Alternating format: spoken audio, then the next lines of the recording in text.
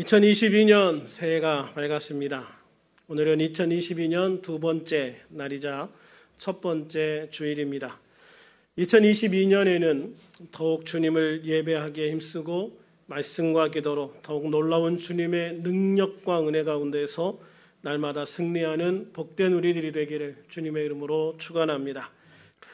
오늘 2022년을 시작하면서 본문 말씀을 통해서 다시 기회를 주시는 하나님에 대해서 말씀을 나누려고 합니다.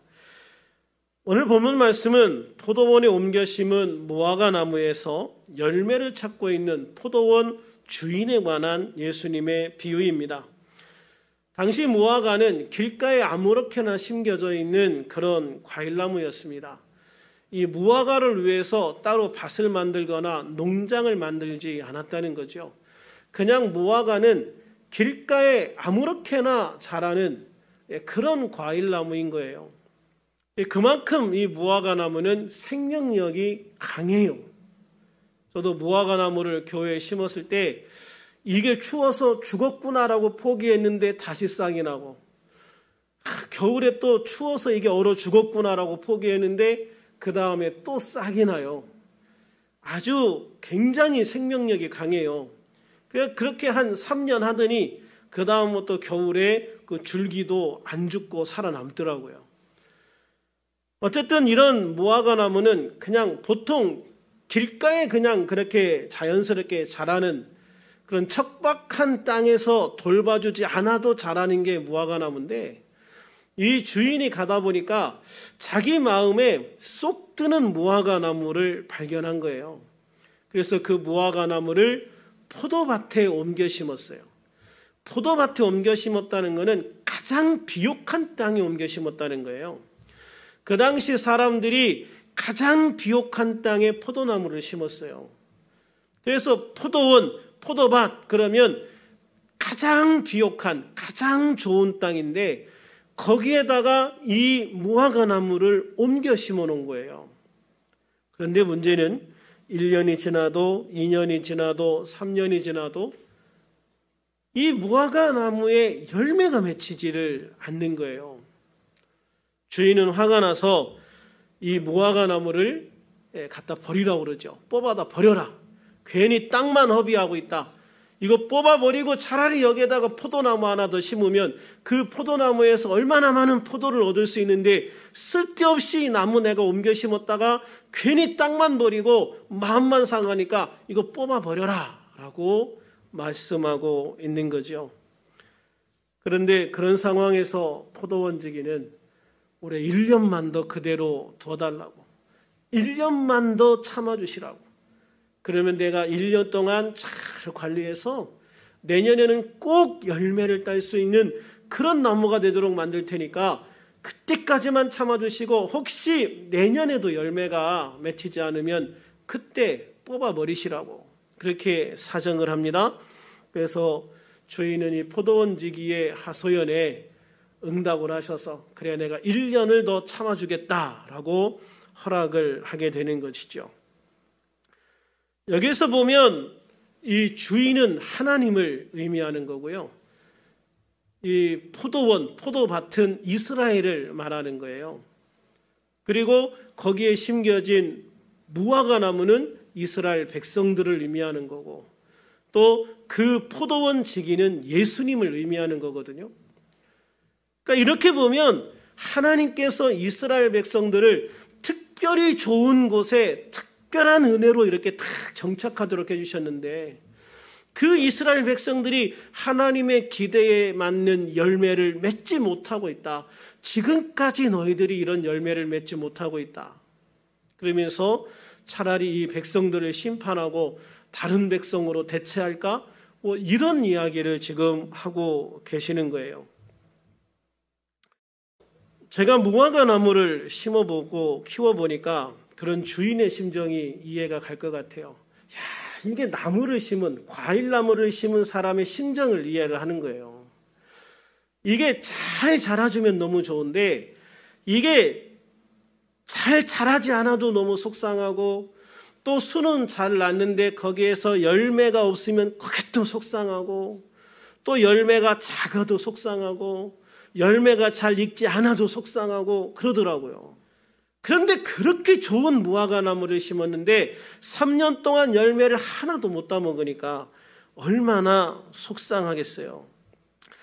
그래서 그런 마음을 보면서 하나님이 우리를 보는 마음도 똑같겠구나. 하나님이 우리를 보는 마음도 똑같겠구나라는 생각을 하게 되거든요. 저는 이 예화를 보면서 어떤 생각을 하게 되냐면 우리들이 마치 열매를 맺지 못하고 잎도 다 시들어가는 그런 무화과 나무 같지 않은가라는 생각을 하게 됐어요. 그런 아픔을 가지고 새로 시작할 2022년을 위해서 기도하는 중에 다시 시작하는 마음으로 일어서야 되겠다라는 강력한 도전을 저에게 하나님이 주셨어요. 사실 지난 1년을 이렇게 돌아보면서 내가 뭐 하고 있는 거지? 도대체 내가 뭐 하고 있는 거지? 그런 생각이 너무 힘들고 어려운 거예요. 그래가지고 너무 막 마음이 힘든 가운데 기도하고 있는데 하나님께서 다시 시작하면 돼, 다시 일어나면 돼, 다시 도전하면 돼, 그런 마음을 저에게 주셨거든요. 근데 그런 마음을 가지고 기도할 때 하나님께서 라이즈 업 어게인이라는 단어를 생각하게 하셨어요. 몇 년 전인가 우리나라에서 라이즈 업 코리아라는 표어를 가지고 많이 홍보를 했던 게 기억이 나요. 대한민국이여 다시 일어나라, 이런 구호였죠. 그러니까 낭망하고 좌절하고 있는 그런 우리나라에 뭔가 이제 다시 한번 시작하자, 다시 한번 일어나자, 그런 구호였던 것 같아요. 이 라이즈업이라는 단어가 일어나라는 뜻이죠. 일어나라. 이 미국 팝 가수인 앤드라 데이의 노래 라이즈업이라는 노래가 있어요. 라이즈업. 이 라이즈업이라는 노래에서는 극복하다라는 의미로 이 노래를 번역을 했더라고요. 이 노래 가사 일부를 보면 이렇습니다. 단순 번역하는 거니까 좀 어색하시지만 그래도 한번 들어보세요. 넌 망가졌어, 지쳤지, 회전목마 같은 삶 속에서. 그리고 넌 그 싸움꾼을 찾을 수 없을 거야. 하지만 난 우리가 걸어갈 길 속에서 널 볼 수 있어. 그리고 우린 모든 노력을 다할 거야. 우린 걸어가게 될 거야. 그리고 결과를 이뤄낼 거야. 그리고 난 극복할 거야. 오늘처럼 난 극복할 거야. 나는 극복할 거야. 난 두려워하지 않을 거야. 난 극복할 거야. 그리고 난 수천 번 반복할 거야. 나는 극복할 거야. 파도처럼 높게 나는 극복할 거야. 악의적인 아픔 속에서도 나는 극복할 거야. 그리고 난 수천 번이고 반복할 거야. 너를 위해서. 이 뒤에도 많은 가사들이 있는데 되게 이제 비슷한 의미들이 반복이 됩니다. 이 노래의 뮤직비디오를 보면 전신마비된 남편을 침대에서 일으켜 세우고 데리고 나가서 막 머리부터 온몸을 다 씻기고 그 다음에 옷을 입히고 차에 태워서 식당에 가서 밥을 먹는 그런 모습들이 나와요. 그러면서 그런 남편을 돌보는 중간중간 행복한 미소를 보여주기도 하고 낙심한 남편을 안타깝게 바라보기도 합니다. 아마도 이 남편은 군인이었던 것 같아요. 그 영상 중간에 옷장에 있는 이 남편의 군복을 이렇게 싹 지나가면서 보여주거든요. 전쟁에 나가서 부상을 당했는지 또는 어떤 사고로 그런 상태가 되었는지는 알 수 없지만 아내는 전신마비가 된 남편을 격려하고 다시 일어설 수 있다는 자신감을 심어주려고 헌신적인 노력을 다합니다. 또한 완전히 회복될 때까지 수천 번 반복해도 너는 결국 일어날 거니까 실망하지 마라, 낭망하지 마라, 좌절하지 마라, 그리고 모든 걸 극복하고 다시 일어나자 라는 내용을 담고 있는 것으로 보여져요. 저는 이 뮤직비디오를 보면서 전신마비가 된 것이 현재 교회이고 그리스도인이 아닌가라는 생각을 해봤어요. 그리고 남편을 헌신적으로 돌보고 있는 아내가 바로 우리 주님의 모습이 아닌가 하는 생각을 하게 됐습니다. 지난 2년 동안 서서히 온몸이 마비되어 버린 교회, 어떻게든 다시 일으켜 세우려고, 다시 걷게 하려고 온갖 노력을 헌신적으로 다하시는 예수님의 모습을 보게 되는 것 같습니다. 그래서 저는 기도하면서 올해 우리 교회의 표어를 Rise up again, Rise up again, 다시 일어나자, 극복하고 다시 일어나자로 정했습니다. 사실 지금 가장 낭망하고 지치고 쓰러져 있는 게 바로 내 자신이 아닐까라는 생각도 들어요. 그러나 우리는 죽음을 이기시고 다시 사신 우리 주 예수님을 믿는 그런 믿음의 사람들이 아니겠어요?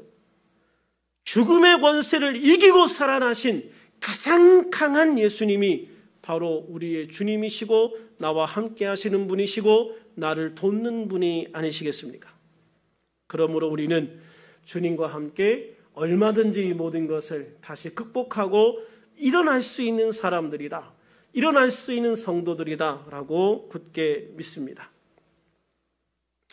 그러므로 우리들 모두가 주님 앞에 올 한 해 기도할 때에 주님 다시 한번 기다려주세요. 주님 한 번 더 기회를 주세요. 주님 한 번 일어설 수 있는 시간을, 일어설 수 있는 기회를 저에게 주세요. 우리 교회에 그런 기회를 주세요. 우리 가정에 그런 기회를 주세요. 나에게 그런 기회를 주세요. 간절히 기도하면서 믿음으로 다시 일어설 수 있는 2022년이 되기를 주님의 이름으로 축원합니다. 우리들이 다시 일어나고 다시 극복해야 될 부분이 뭘까? 사실 영과 혼과 육과 환경의 모든 부분이 다 다시 회복되고 일어나야 될 부분이라고 생각이 들어요. 한국인 건강인식조사라고 하는 조사가 있었는데요. 이 조사에 따르면 코로나로 인한 건강 악화는 특별히 20대와 저소득층에서 심각하게 나타났다라고 하더라고요. 소득 계층별로는 월 소득 300만 원 이상에서는 큰 변화가 없었대요. 그런데 그 이하에서는 육체적인 건강이 상당히 나빠졌다라고 이야기를 합니다. 이런 결과를 통해서 보면 건강적인 측면에서 특별히 코로나19가 불평등과 양극화를 심화시켰다라는 결과를 보게 되는 거죠.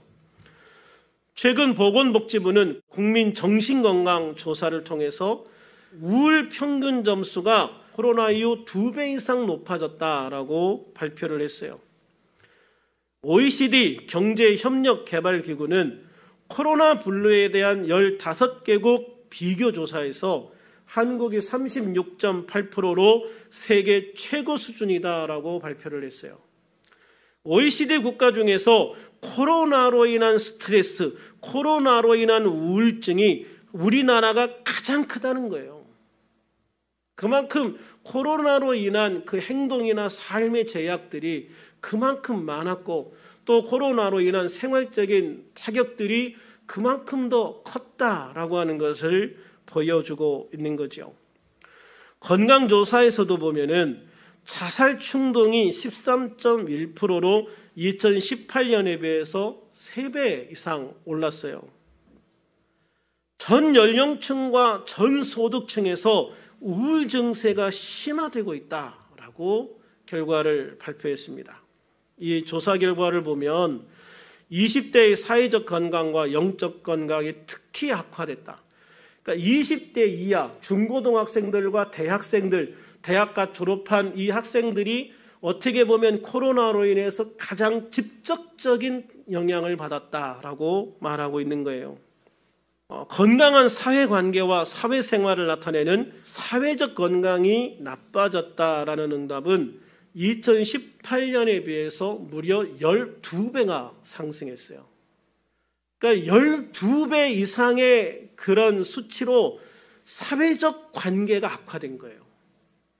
왜냐하면 학생들 학교 못 갔잖아요. 입학은 했는데 친구를 만날 수가 없었잖아요. 이거는 뭐 초등, 고등학교도 마찬가지고 대학교도 마찬가지죠.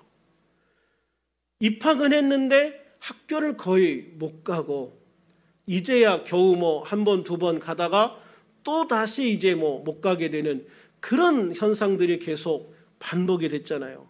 그러니까 사회적 건강이 나빠질 수밖에 없었던 것이죠.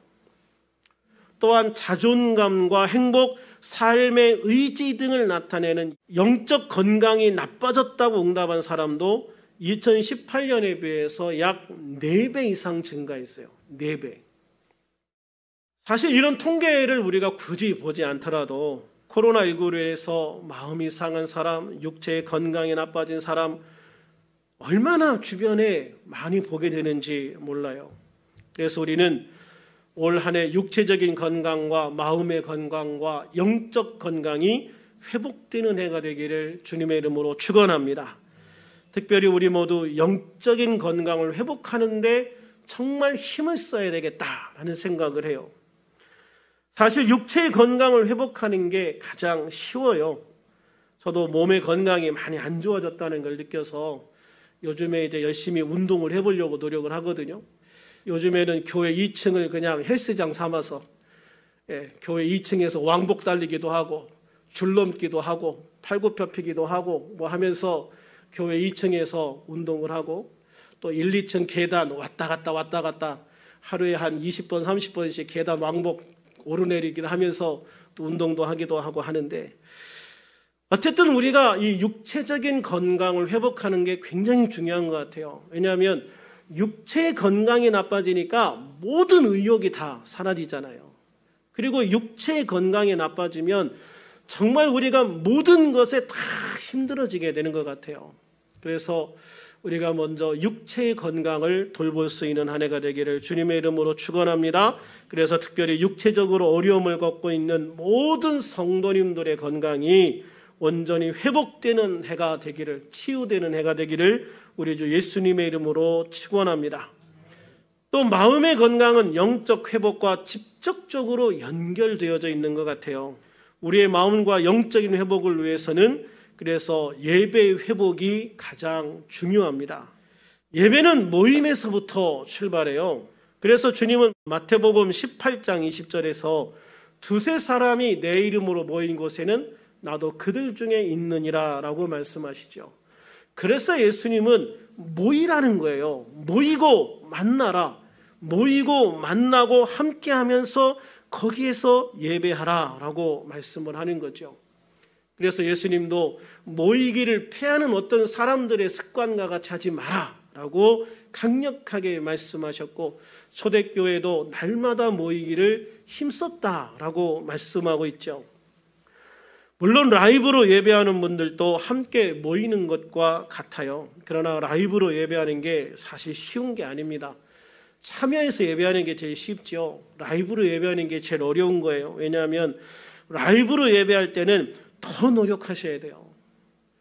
라이브로 예배한다고 그냥 대충 그냥 그렇게 영상만 틀어놓는 그런 라이브 예배가 돼서는 안 돼요. 또 라이브로 예배하는 분들이 딱 설교 시간에만 딱 틀어놓고 설교만 들으려고 하시는데 그렇게 하셔도 안 돼요. 그건 온전한 예배가 아니죠. 라이브로 예배하시는 분들은 저만 볼 수 있는 게 있어요. 라이브로 예배하는 분들이 몇 시 몇 분에 들어와서 몇 시 몇 분에 나갔는지가 저한테는 다 나와요.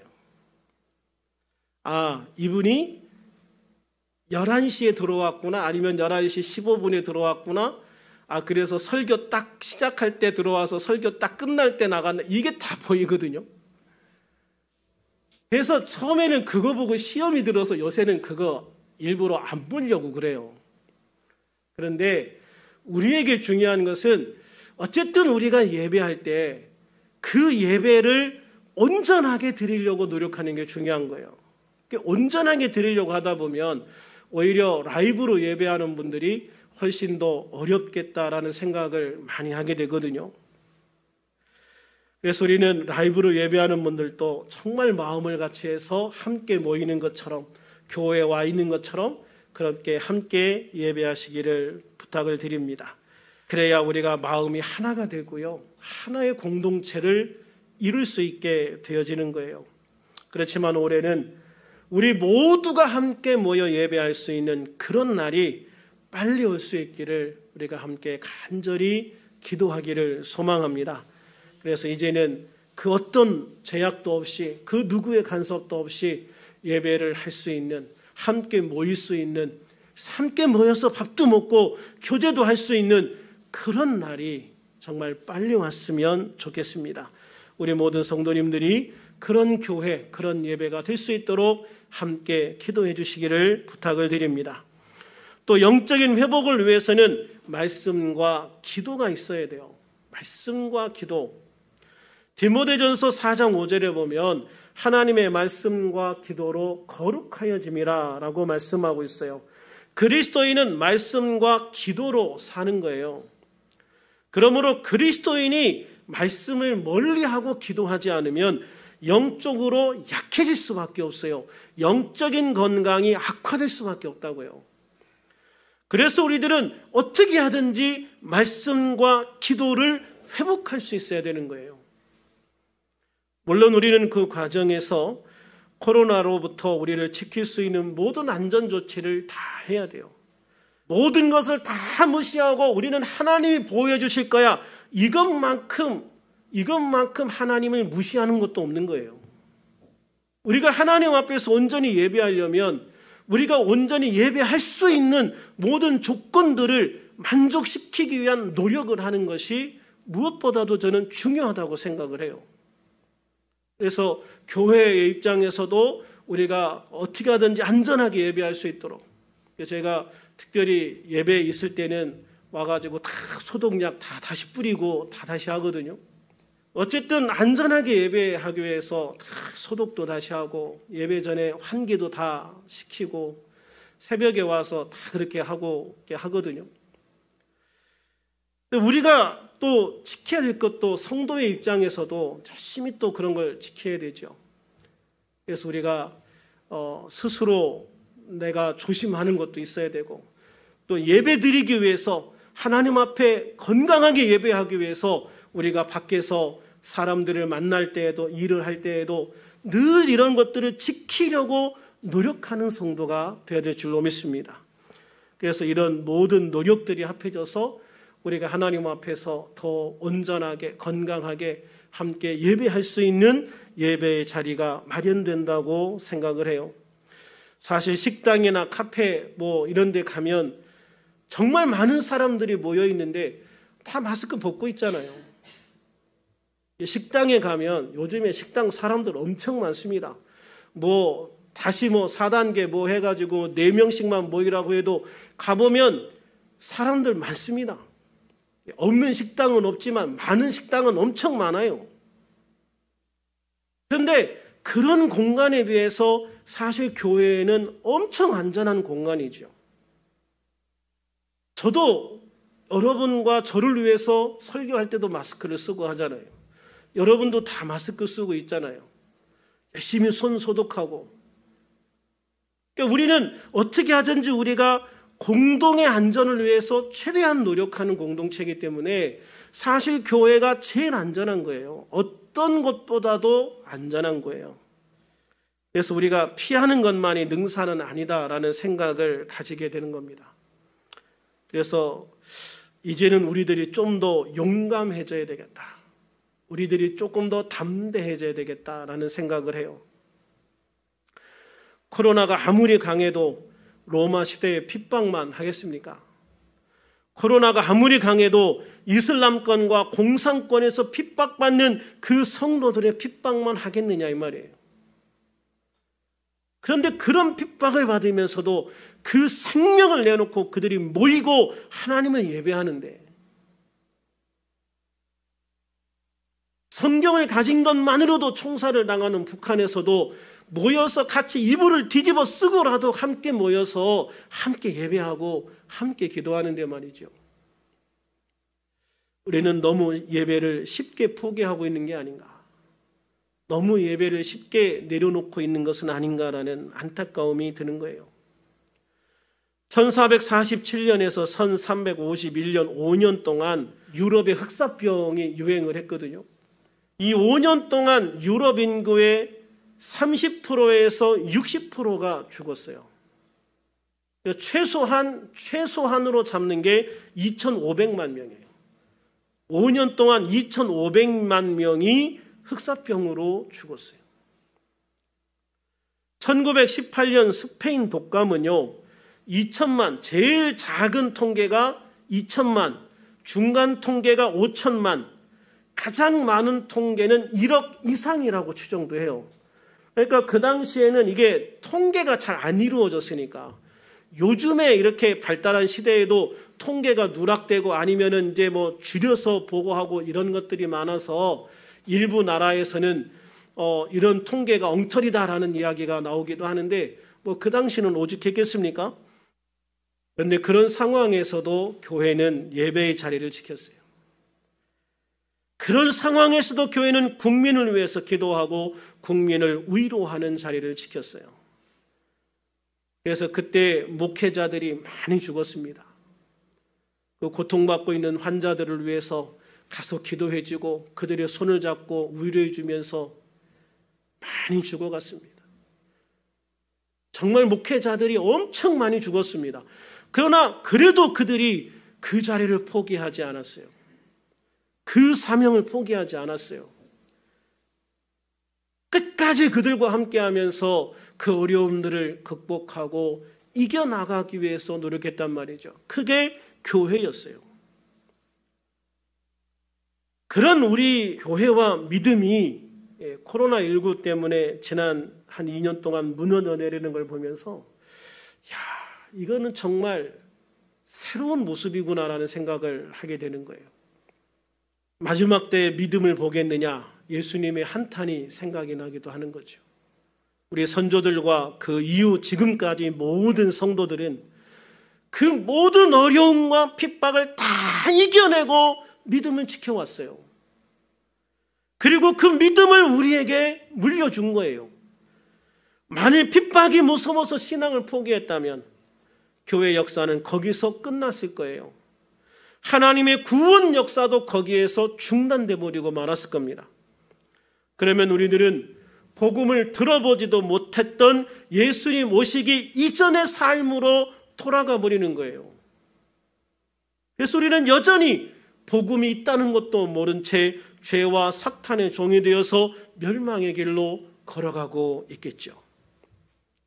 그러나 지금까지 모든 세대의 성도들이 그 모든 핍박을 견디고 이기고 승리했기 때문에, 예배의 자리를 지켰기 때문에 지금 우리는 예수 그리스도의 복음을 통해서 구원받고 하나님의 백성, 하나님의 자녀가 된 것입니다. 그래서 우리들은 이 2022년을 시작하면서 주님 앞에 결단을 했으면 좋겠어요. 주님, 2022년도에는 다시 일어나겠습니다. 다시 극복하겠습니다. 다시 회복하겠습니다. 할렐루야. 그래서 우리들이 이런 굳은 결단과 각오를 가지고 하나님 앞에 나아가서 우리들이 2022년은 어떻게 하든지 지금과는 다른 예배가 되어야 되고 지금과는 다른 모습으로 우리가 하나님을 섬겨야 되겠다. 지금과는 다른 모습으로 하나님 앞에 믿음으로 극복해 나가는 모습을 보이는 우리들이 되어야 되겠다라고 하는 것이죠. 같이 한번 따라서 해볼까요? 다시 일어서겠습니다. 다시 일어서겠습니다. 다시 극복하겠습니다. 다시 회복하겠습니다. 할렐루야. 이게 우리의 정말 굳은 마음의 결단과 결심이 되기를 주님의 이름으로 축원합니다. 그러므로 우리들은 2022년도에 육체의 건강을 회복하고 다시 일어서는 복된 성도가 되시기를 주님의 이름으로 축원합니다.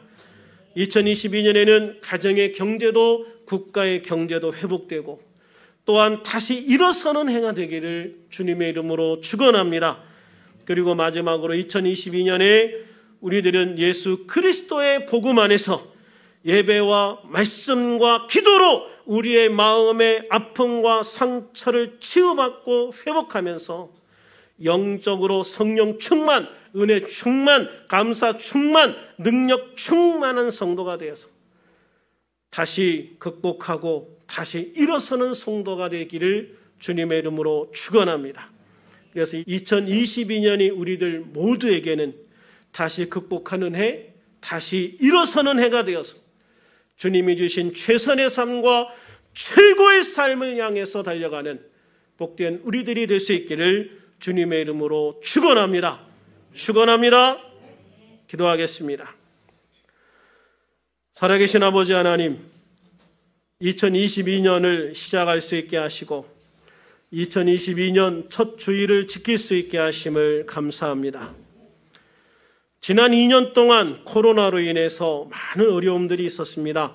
그럼에도 우리들은 새로운 소망을 가지고 2022년을 출발합니다. 2022년은 우리들의 모든 것이 회복되고 극복되어서 다시 일어서는 복된 한 해가 되어지기를 간절히 소망합니다. 특별히 올해는 모이는 예배가 회복되게 하시고 모든 성도들이 말씀과 기도로 영적인 회복이 이루어지기를 간절히 소망합니다. 그래서 2022년이 우리 모두 다시 일어서는 회복의 시간이 될 수 있기를 간절히 소망합니다. 이제 2022년을 시작하게 하셨으니 우리들 모두 새로운 마음과 결단과 각오로 시작하게 하시고 그 모든 결단이 작심 3일로 끝나지 않게 하셔서 끝까지 믿음으로 승리할 수 있는 복된 2022년이 되게 하여 주시옵소서. 이번 한 주간에도 주님의 크신 은혜 가운데 영과 혼과 육과 환경을 지켜주시고 치유하여 주시고 회복시켜 주시기를 간절히 소망합니다. 건강을 더하여 주시고 안전하게 하시고 성령 충만하게 하시고 은혜 충만하게 하시고 감사 충만하게 하시고 능력 충만하게 하셔서 이 한 주가 복된 한 주간이 되게 하여 주시옵소서. 오늘도 함께 하시고 이 한 주간도 함께 하심을 감사하오며 예수님 이름으로 기도하옵나이다. 아멘.